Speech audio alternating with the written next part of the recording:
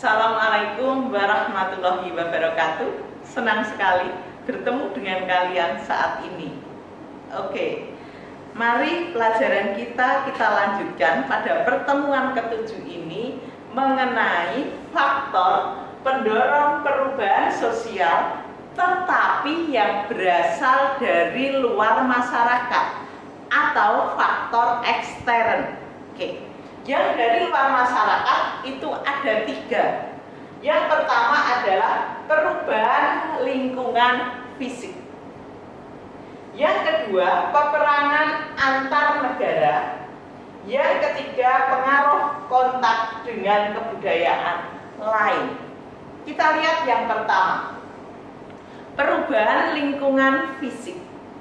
Misalnya SMA 1 Pundung tahun 92 mungkin sampai tahun 2000 ketika sekolah ini baru awal mungkin kurang menarik, tetapi kamu lihat saat ini SMA sangat 1 Pundung sangat sejuk, sehingga apa? Nanti anak-anak itu motivasi belajarnya juga akan meningkat, anak-anak akan senang tinggal di sekolah. Maaf, tetapi saat ini kita pada masa pandemi, kita memang dianjurkan untuk belajar jarak jauh dan tetap tinggal di rumah ya.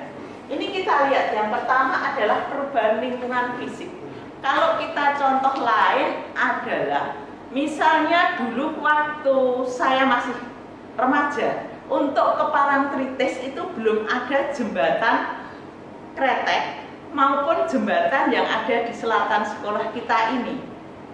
Kalau mau lewat jembatan otomatis satu-satunya lewat Cilok.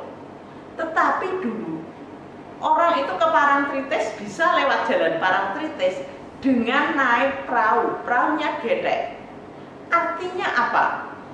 Ketika itu naik perahu getek, otomatis waktu itu turis yang datang ke Parangtritis baik dalam negeri maupun dari luar itu jumlahnya tidak sebanyak sekarang. Karena apa? Bis pariwisata sangat terbatas, bahkan dulu banyak ke Pantai Samas. Tetapi kita lihat saat ini ketika ada jembatan, tiap hari libur Sabtu Minggu hampir dipastikan jalan Parangtritis itu sangat padat. Apalagi liburan panjang, beberapa ruas jalan macet. Nah, ini tidak hanya masalah macet dan lalu lintasnya. Ketika itu banyak pengendara, banyak peluang kerja muncul, banyak rumah makan di tepi jalan, ada pom bensin. Nah, ini artinya apa? Lingkungan fisik itu mempengaruhi kehidupan atau perubahan pada suatu masyarakat.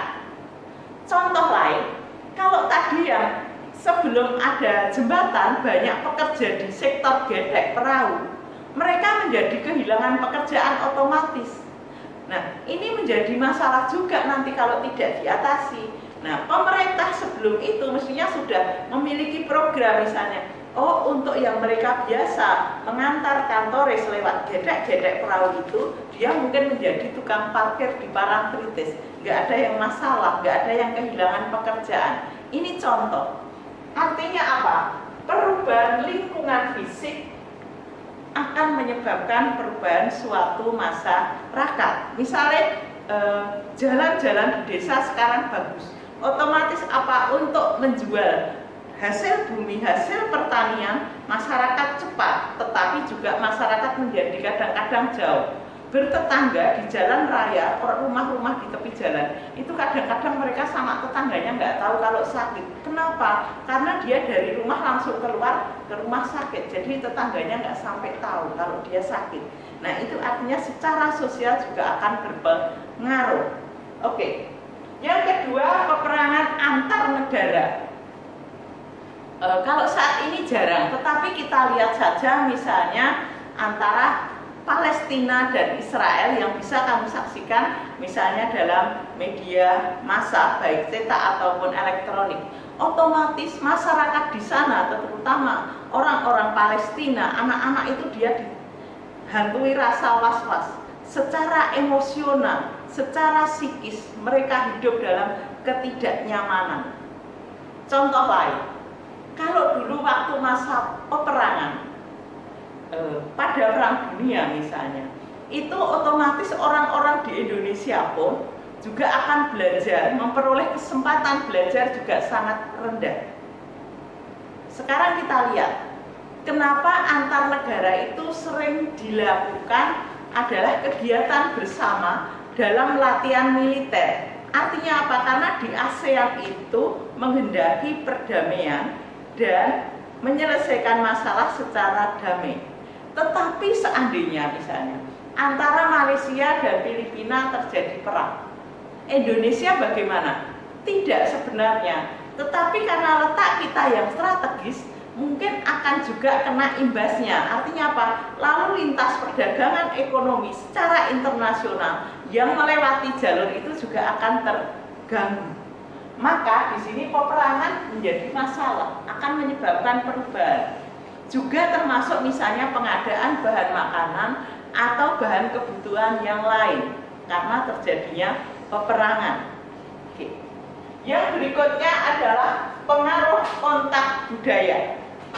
Saya ambil contoh, kamu tahu saat ini anak-anak itu sedang gandrung dengan Korea, baik lagu maupun film maupun drama. Bahkan anak-anak saat pandemi ini bisa saya pastikan 80% mereka menyaksikan drama Korea atau drakor bahasanya anak-anak ini.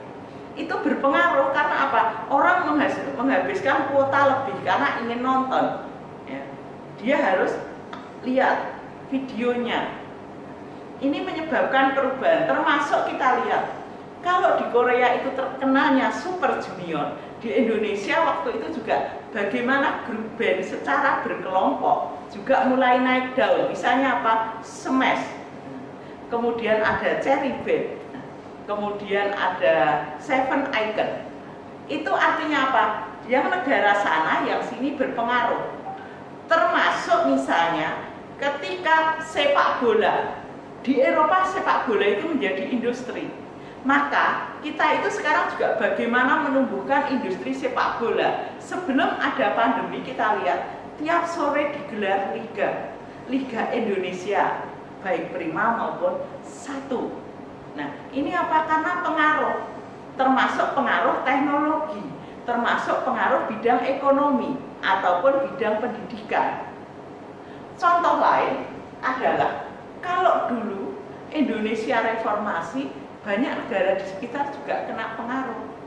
Kalau misalnya di Timur Tengah, kita lihat misalnya saat ini Turki itu bagaimana presidennya menggerakkan sholat subuh.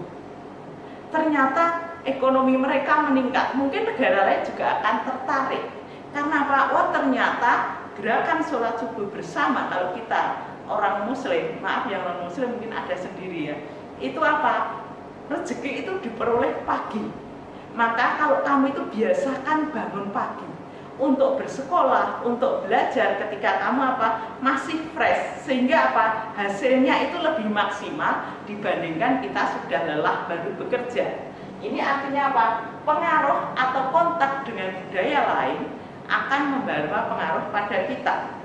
Contoh lain, banyak orang-orang kita itu belajar di Jerman. Di sana terkenal disiplin, maka ke sini juga kita bawa disiplinnya.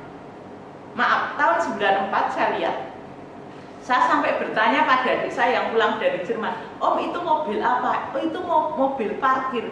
Jadi saya itu kok mobilnya kayak bares. Waktu itu di kita belum, masih parkir sembarangan karena lahan luas. Tidak seperti sekarang, kita juga ikut bagaimana parkir yang rapi. Karena rapi parkir kalian di tempat parkir sebenarnya menunjukkan kita bagaimana berdisiplin. Saya ulang, faktor pendorong perubahan dari luar ada 3. 1, perubahan lingkungan fisik. Yang kedua, peperangan antar negara. Dan yang ketiga adalah kontak budaya dengan masyarakat atau negara lain. Oke? Bisa dipahami? Silahkan dibuat ringkasannya. Terima kasih. Sukses untuk kita semua. Assalamualaikum warahmatullahi wabarakatuh.